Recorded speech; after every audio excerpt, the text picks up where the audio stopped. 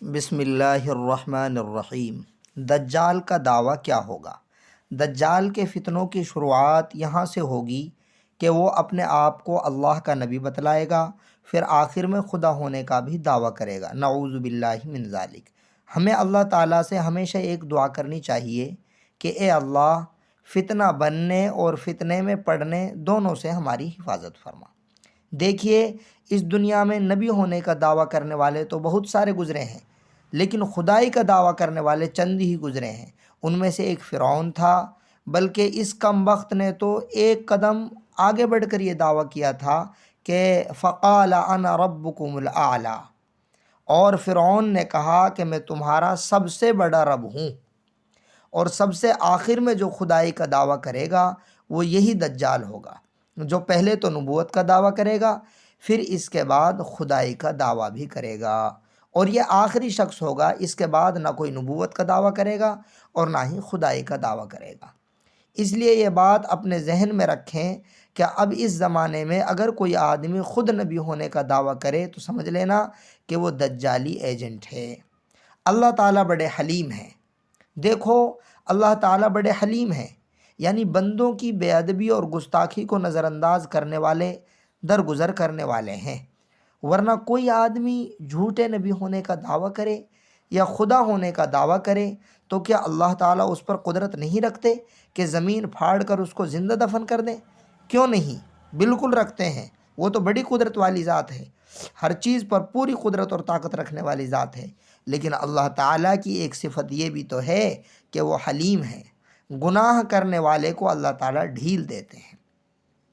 اس میں ہمارے لیے ایک بڑی نصیحت ہے کہ ہم گناہ کر کے اطمینان سے نہ رہیں کہ ہم گناہ کر رہے ہیں اور اللہ کی طرف سے اس پر کوئی پکڑ تو آتی نہیں ہے، لہٰذا ہم جو کر رہے ہیں وہ صحیح کر رہے ہیں۔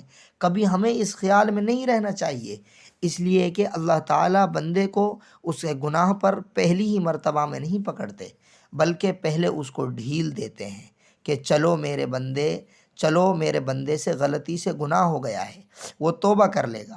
لیکن ہمیں اس ڈھیل کا غلط مطلب نہیں سمجھنا چاہیے کہ ہم جو کام کر رہے ہیں وہ سب صحیح ہے۔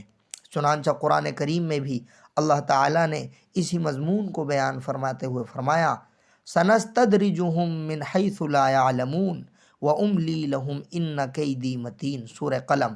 ترجمہ: ہم ان کو اس طرح دھیرے دھیرے عذاب کی طرف لے جائیں گے کہ ان کو پتہ بھی نہیں چلے گا، اور میں ان کو مہلت دے رہا ہوں۔ یقیناً میری تدبیر یعنی داؤ پکڑ بڑی مضبوط ہے۔ آپ نے مچھلی پکڑنے کا طریقہ دیکھا ہوگا کہ پہلے مچھلی پکڑنے والا تانبے، پیتل یا لوہے کے کانٹے میں کھانا لگاتا ہے، پھر اس کو پانی میں ڈال دیتا ہے۔ اب مچھلی آ کر اس کو منہ میں لیتی ہے اور اوپر ایک نشانی ہوتی ہے، وہ ہلنے لگتی ہے تو مچھلی پکڑنے والا سمجھ جاتا ہے کہ مچھلی کانٹے میں پھنس گئی ہے، لیکن فوراً وہ اس رسی کو نہیں کھینچتا بلکہ ذرا اس کو کھینچنے دیتا ہے، اور جب کانٹا اس کے منہ میں پورا چلا جاتا ہے تب وہ کھینچتا ہے۔ بس اسی طرح کا کچھ معاملہ بعض بندوں کے ساتھ بھی ہوتا ہے کہ اللہ تعالیٰ گناہ کرنے کی وجہ سے بندے کو فوراً سزا نہیں دیتے ہیں بلکہ اس کو ڈھیل اور مہلت دیتے ہیں۔ لہٰذا بندے کو ڈرتے رہنا چاہیے کہ کب اللہ تعالیٰ کی رسی کھینچ لی جائے۔ دجال کے ظاہر ہونے سے پہلے دجالی ایجنٹ، دجال کے ظاہر ہونے سے پہلے دجال کے جھوٹے چھوٹے چھوٹے ایجنٹ، دجالی صفات کے لوگ سامنے آئیں گے۔ ابھی دنیا میں وہی چھوٹے دجالوں کا دور چل رہا ہے۔